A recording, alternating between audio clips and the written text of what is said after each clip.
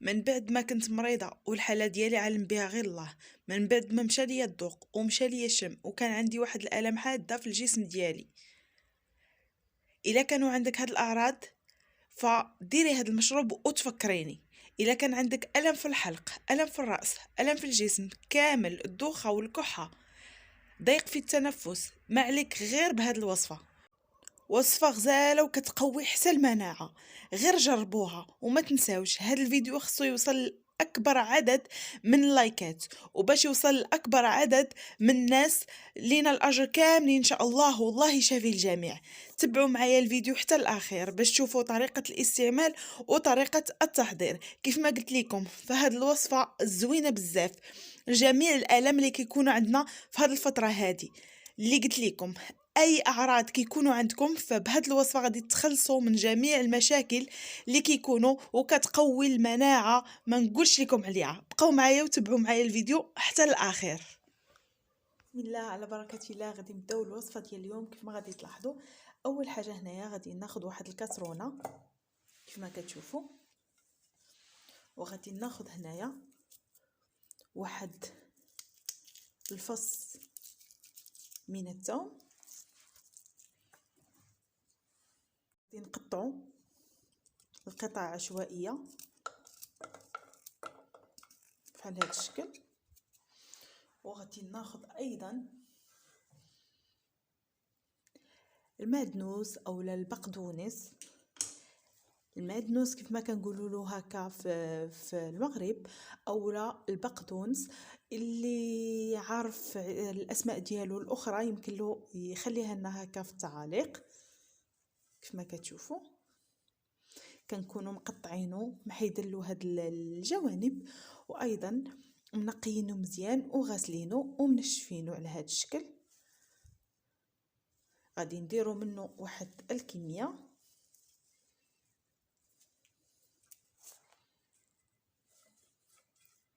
كيف ما كتشوفوا.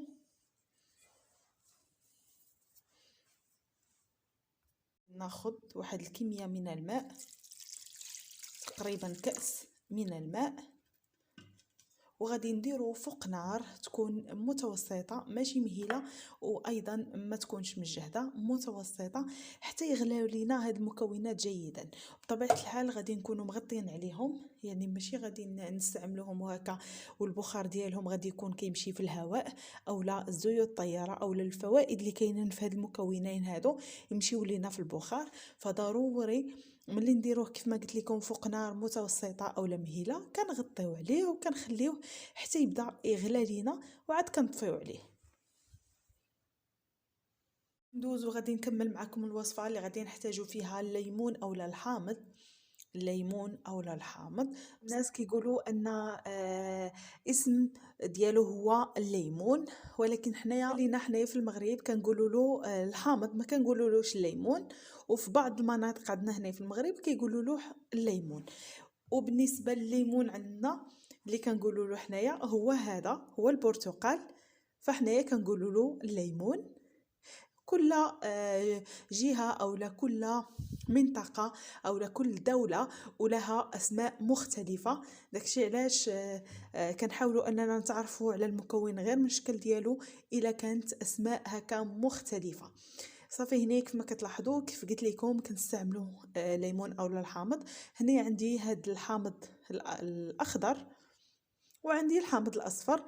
هنايا بالنسبه لكم تقدروا تستعملوا اي حامض متوفر عندكم، واذا كان هذا الاخضر كان احسن، اذا كان الاصفر فبطبيعه الحال ماشي مشكل.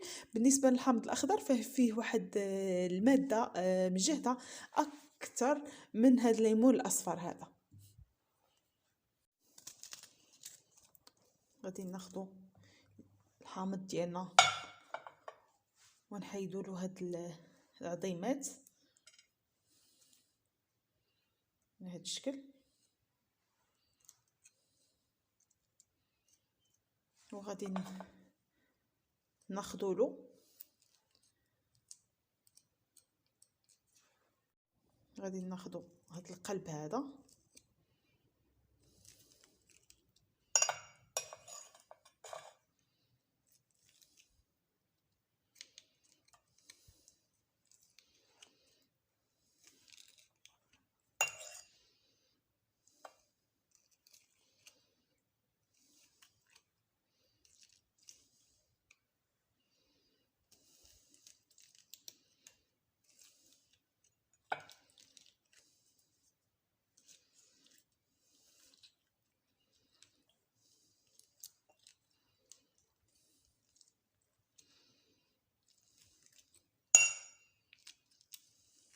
هانتوما كيفما كتلاحظوا كنحصلوا على هاد الكميه هادي.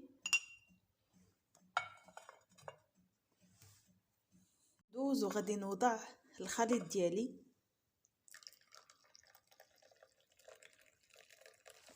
على هاد الشكل هذا.